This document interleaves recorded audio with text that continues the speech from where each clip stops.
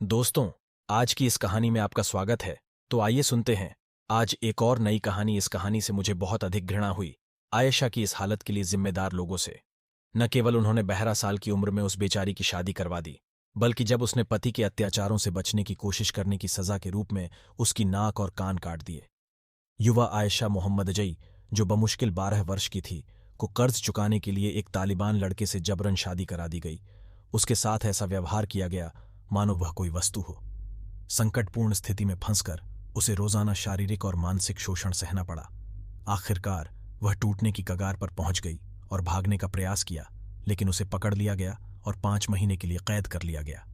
उसकी रिहाई पर न्याय पाने के बजाय न्यायाधीश ने उसे अपने पति के पास लौटने का आदेश दिया। दुर्व्यवहार के चक्र से मुक्त होने के लिए दृढ़ संकल्पित होकर उसने भागने का एक और प्रयास किया, लेकिन उसे पुनः पकड़ लिया गया। उसके पति ने उसकी नाक और कान काटने जैसी भयानक सजा दी। आयशा खुद इस घटना के दौरान बेहोश हो जाने को याद करती है।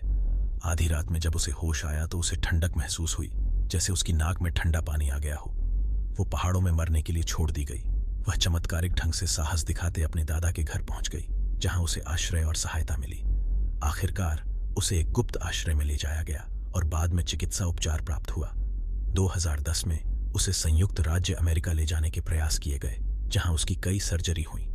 प्रक्रियाओं के दौरान अस्थायी कृत्रिम अंग प्रदान किए गए, जबकि उसके शरीर के अन्य हिस्सों से ऊतक का उपयोग करके उसकी नाक और कान का पुनर्निर्माण किया गया। आयशा अपने साथ हुए गंभीर दुर्व्यवहार के कारण पोस्ट ट्रॉमेटिक स्ट्रेस डिसऑर्डर और मानसिक स्वास्थ्य संबंधी कई समस्याओं से जूझ रही है। यह तथ्य कि कर्ज के कारण उसे 12 साल की उम्र में एक आतंकवादी से शादी करने के लिए मजबूर किया गया।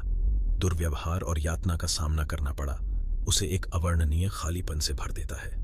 अफसोस की बात है कि यह मामला कोई अकेली घटना नहीं है। आए दिन ऐसे मामले सामने आते हैं जहां पुरानी और गलत मान्यताओं और परंपराओं के कारण युवा लड़कियों का भविष्य बर्बाद किया जाता है।